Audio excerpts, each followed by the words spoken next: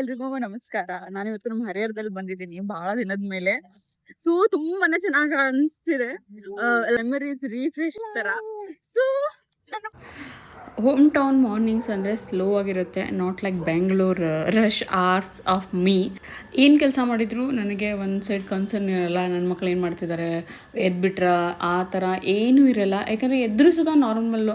ಯಾಕೆಂದ್ರೆ ನಮ್ಮ ಅತ್ತೆ ಇರ್ತಾರೆ, ಮನೆಯವರು ಇರ್ತಾರೆ, ಅವರೆಲ್ಲ ಅವ್ರನ್ನ ಮ್ಯಾನೇಜ್ ಮಾಡ್ತಿರ್ತಾರೆ. ಸೊ ಎಲ್ಲೋ ತುಂಬಾ ಚೆನ್ನಾಗಿ ಅನಿಸುತ್ತೆ ನನಗೆ ನಾನು ಹೋಮ್ ಟೌನ್ ಬಂದಾಗ.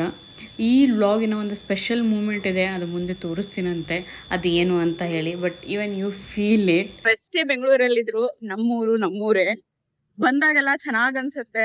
ನಮ್ಮೂರಿನ ಸ್ನ್ಯಾಕ್ಸ್ ಆಗಲಿ, ಅದು ನನ್ನ ಫೇವ್ರೆಟ್ ಪ್ಲೇಸಸ್ ಆಗಲಿ, ಅದೆಲ್ಲ ನಾವು ಬಂದಾಗೆಲ್ಲ ಕಂಪಲ್ಸರಿ ವಿಸಿಟ್ ಮಾಡೇ ಮಾಡ್ತೀವಿ. ಯಾಕಂದರೆ ಅದರಲ್ಲಿಂದ ತುಂಬಾ ಚೆನ್ನಾಗಿ ಅನಿಸುತ್ತೆ ನಮಗೆ.